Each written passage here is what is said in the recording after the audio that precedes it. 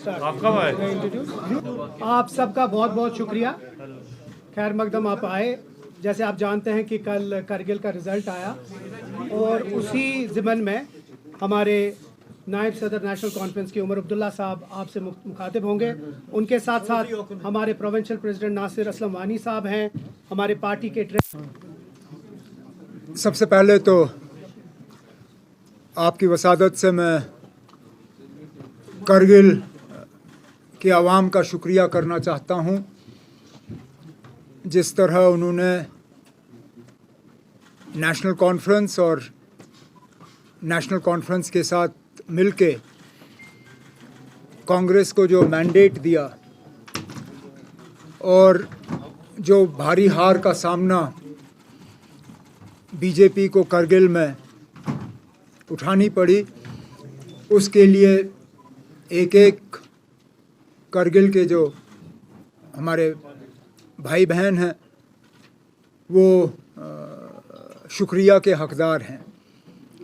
उसके साथ साथ अपने तंजीम के साथियों को मैं मुबारकबाद पेश करना चाहूँगा। ये कामयाबी न मेरी है, न नासिर की है, न यहाँ पे श्रीनगर में हम में से किसी की। ये कामयाबी करगिल में मेरे तंजीम के जो साथी हैं, एडिशनल जनरल सेक्रेटरी कमर अली आखून साहब से लेके डिस्ट्रिक्ट प्रेसिडेंट हाजी हनीफा जान साहब, आउटगोइंग सीईसी करगिल फ़िरोज़ खान साहब और उनके साथ तमाम जो हमारी टीम है, दिन रात उन्होंने मेहनत की और हमारी जो 12 सीटें हैं ये उनकी कामयाबी का नतीजा है। मैं वक्तन फ़वक्तन आप सबों के साथ जहाँ कहीं मुलाकात हमारी हुई है, अक्सर बेशतर आप लोगों ने इलेक्शन के बारे में पूछा और कहा कि इलेक्शन की तैयारी कैसे चल रही है, नेशनल कॉन्फ्रेंस इलेक्शन को किस तरह देखती है। और हमेशा मेरा जवाब आपको यही था कि इलेक्शन के लिए हम तो तैयार हैं, लेकिन न मरकज़ की हुकूमत तैयार है, न बीजेपी वाले तैयार हैं, क्योंकि वो डरे हुए हैं, वो लोगों का सामना करना नहीं चाहते। आज सबूत आपके सामने है। 2019 अगस्त 5 के बाद पूरे मुल्क को, न सिर्फ मुल्क को बल्कि दुनिया भर में बीजेपी ने ये फैलाने की कोशिश की कि जम्मू कश्मीर का बंटवारा, बिलखसूस लद्दाख को जम्मू कश्मीर से अलग करना, ये लद्दाख के लोगों की दिल की तमन्ना थी, उनकी ख्वाहिश थी और उस ख्वाहिश को पूरी की गई। आज ये साबित हुआ कि जम्मू कश्मीर को उसका बाइफरकेशन करना, लद्दाख को जम्मू कश्मीर से अलग करना, जितना ये हमें कश्मीर में बुरा लगा, जितना आज हम कहें कि जम्मू को भी ये पसंद नहीं आई बात, इतनी ही ये बात जो है करगिल के लोगों को खटकती है। अब बीजेपी वाले आपको शायद ये कहने की कोशिश करेंगे कि वहाँ जी मुसलमान अक्सरियत है, इसलिए नतीजा इस तरह रहा। तो पहले तो मैं उनसे पूछूंगा, क्या फिर लद्दाख का बंटवारा सिर्फ मजहबी बुनियाद पे हुआ? क्या सिर्फ मजहब देख के हुआ? और अगर इस सारे चीज़ को आप मजहब के तराजू में तोल रहे हो तो फिर आप शायद भूल रहे हो कि लद्दाख खित्ता भी मुसलमान अक्सरियत है। बेशक वहाँ बौद्धों की आबादी जो है कम नहीं है, लेकिन अक्सरियत लद्दाख में जो है मुसलमानों की है। और इस इलेक्शन में बौद्ध वोट जो है वो बीजेपी को नहीं गया। अगर गया होता तो नतीजे शायद अलग होते। इस इलाके से हमारा भी एक बुद्धिस्ट काउंसलर जीत के आया है पदम से, तो ये भी नहीं कहा जा सकता कि नेशनल कॉन्फ्रेंस ने मजहब के बुनियाद पे वोट हासिल किए। हकीकत ये है कि ये इलेक्शन डेवलपमेंट और इन सब चीज़ों के बारे में कम और 5 अगस्त 2019 के बारे में ज़्यादा था, और करगिल के लोगों ने अपने वोट से साबित किया कि वो इस फैसले के साथ नहीं हैं। रही बात हमारे इलेक्शन की, इस नतीजे के बाद तो शायद ये कहा जा सकता है कि हमारे इलेक्शन हमसे और ज़्यादा दूर चले गए। अभी तक तो हमें ये उम्मीद दी जा रही थी कि असेंबली के इलेक्शन नहीं होंगे, लेकिन सुप्रीम कोर्ट में जब 370 को लेके बात चल रही थी तो वहाँ पे हुकूमत के तरफ से ये कहा गया था कि पंचायत और अर्बन लोकल बॉडीज़ के इलेक्शनों की तैयारी की जा रही है। लेकिन पिछले दिनों दिल्ली में होम मिनिस्टर साहब की मीटिंग के बाद जो रिपोर्ट्स देखने को मिल रही हैं, उनके मुताबिक लगता है कि अब ना पंचायत इलेक्शन करने की इनको हिम्मत है, ना बल्दियाती इलेक्शन करने की इनको हिम्मत है। शायद इनका बस चलता तो ये यहाँ पे ये पार्लियामेंट का इलेक्शन भी नहीं कराते, लेकिन पार्लियामेंट इलेक्शन इनकी मजबूरी बन गई है। मुझे बीजेपी से इसका ज़्यादा गिला है नहीं, सियासी पार्टी हैं, हर चीज़ में अपना फ़ायदा और नुकसान देखेंगे। अगर मुझे गिला किसी से है तो वो इलेक्शन कमीशन से है।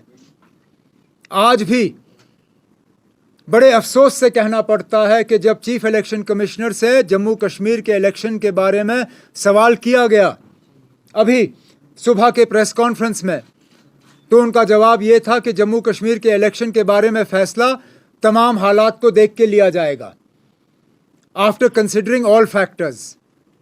मैं उनसे पूछना चाहता हूँ, व्हाट आर द फैक्टर्स? क्योंकि हमें जो लगता है there is only one factor, that is fear factor. वो बीजेपी को जो फियर फैक्टर है, बीजेपी वाले इससे पहले राजभवन के पीछे छुपते थे, अब चीफ इलेक्शन कमिश्नर के पीछे भी छुपना शुरू कर गए हैं। और अफसोस की बात है कि चीफ इलेक्शन कमिश्नर और इलेक्शन कमीशन ऑफ इंडिया बजाय ये कि वो आज़ादाना तरीके से अपने फैसले लें, वो सिर्फ और सिर्फ बीजेपी के इशारों पे अपना फैसला ले रहे हैं। नहीं तो कोई जवाजियत नहीं बनती है कि इतने सालों के बाद भी आप जम्मू कश्मीर में असेंबली इलेक्शन नहीं करा सकते हो। अगर इस फेयर फैक्टर के अलावा और कोई फैक्टर है तो हम इलेक्शन कमीशन से सुनना चाहेंगे। क्या यहाँ पे इंटरनल सिक्योरिटी हालात जो हैं इस हद तक बिगड़ गए हैं क्या आप इलेक्शन कर नहीं सकते हो? अगर बिगड़ गए हैं तो बताइए, क्योंकि अभी तक तो पूरी दुनिया को ये बताया गया था कि जम्मू कश्मीर में 5 अगस्त 2019 के बाद हालात में बहुत ज़्यादा बेहतरी आई है। यहाँ करोड़ से ज़्यादा टूरिस्ट आ रहे हैं, पता नहीं कितने कितने नंबर यहाँ दिए जा रहे हैं। अगर ये सब सच है तो फिर हमें बताइए ना, क्या फैक्टर है? आप किन फैक्टरों को कंसिडर कर रहे हैं? क्योंकि आप बार बार ये जो है राजभवन या इलेक्शन कमीशन के पीछे छुप के लोगों को अपने हक से महरूम नहीं रख सकते। लोगों का हक है अपनी हुकूमत का फैसला करना। क्या हमें उतना हक नहीं है जितना मध्य प्रदेश, छत्तीसगढ़, राजस्थान, तेलंगाना और मिज़ोरम को है? अगर वहाँ पे आज वक्त के मुताबिक इलेक्शन का ऐलान हो सकता है तो जम्मू कश्मीर में क्यों नहीं? जम्मू कश्मीर के आवाम के तरफ से आज ये मेरा सीधा सीधा सवाल chief election commissioner of India से है। मेहरबानी करके जम्मू कश्मीर के लोग आपसे सुनना चाहेंगे, what are the factors that are responsible for denying the people of Jammu and Kashmir their democratic right to a government? Because I need only remind you of your own words a few months ago, जहाँ पे इसी तरह एक सवाल के जवाब में आपने कहा था, yes, we recognize there is a vacuum and that vacuum needs to be filled. उस वैक्यूम को भरने के लिए अब कौन से फैक्टर आपको नज़र आ रहे हैं कि आप इलेक्शन नहीं करा सकते हो? हमें बता दीजिए। मैं शुरू में इतना ही कहना चाहता था, इसके बाद जो भी आपके सवाल हैं मैं कोशिश करूंगा उनका जवाब देने की। बताइए। ना, पहली बात तो ये कि मुझे नहीं मालूम अगर आपने देखा होगा, लेकिन मैंने ज़रूर ये देखा है कि गवर्नर साहब को 80 का नंबर है उससे बड़ा शौक़ है, हर चीज़ में 80। मैं आपके साथ वो स्टेटमेंट्स और ट्वीट्स शेयर कर सकता हूँ जिसमें 80,000 करोड़, 80% आबादी, 80 और क्या क्या था इसमें, मुझे वो ढूंढ के निकालना पड़ेगा। हाँ, इन्वेस्टमेंट, हर चीज़ में उनको कहीं ना कहीं 80 का नंबर नज़र आता है। मेरी समझ में नहीं आता, जहाँ वो अपने पॉपुलैरिटी पे नंबर दे रहे थे तो 20% का कंसेशन क्यों, किस लिए? अब वो 100% सीधा कह देते, क्योंकि ये सर्वे किसी ने देखा नहीं। सर्वे कहाँ हुआ? आप लोग ज़मीन से जुड़े हुए लोग हैं, आप लोगों के जो स्ट्रिंगर्स हैं, हर गांव में कहीं ना कहीं आपका स्ट्रिंगर मौजूद है। ज़रा अपने स्ट्रिंगरों से पूछिए ना, किस गांव में आके उन्होंने ये सवाल पूछा गवर्नर साहब के मुतालिक। और अगर यही सही है तो कल को फिर मोदी साहब भी ये कहेंगे कि 80% मुल्क की आबादी जो है मुझे पसंद करती है, मुझे इलेक्शन की कोई ज़रूरत नहीं। आबादी टैक्स नहीं भरती, 80 लाख लोगों ने यहाँ यात्रा की, 1980s का फिल्म का सिलसिला दोबारा शुरू हुआ है। Government aims to provide jobs to 80% of JNK youth. ये मैं गलत नहीं कह रहा हूँ, ये इन्हीं के स्टेटमेंट हैं। JNK to get 80,000 crore of investment, Japan to fund 80% of India's first bullet train, focus on providing jobs to 80% of JNK's youth। Governor साहब को 80 के अलावा कोई नंबर नजर नहीं आता।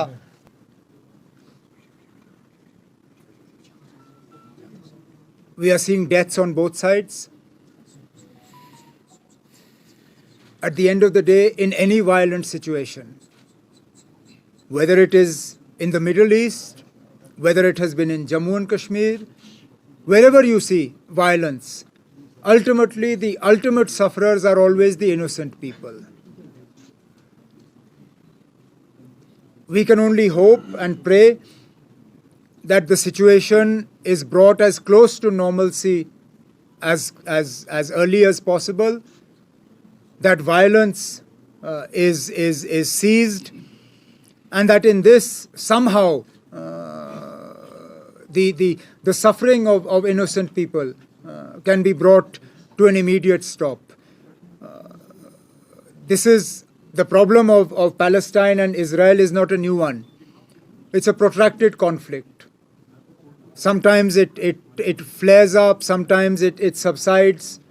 But in all this, it is the death and suffering that causes the most heartache. And we can only hope and pray that peace returns to the area as quickly as possible.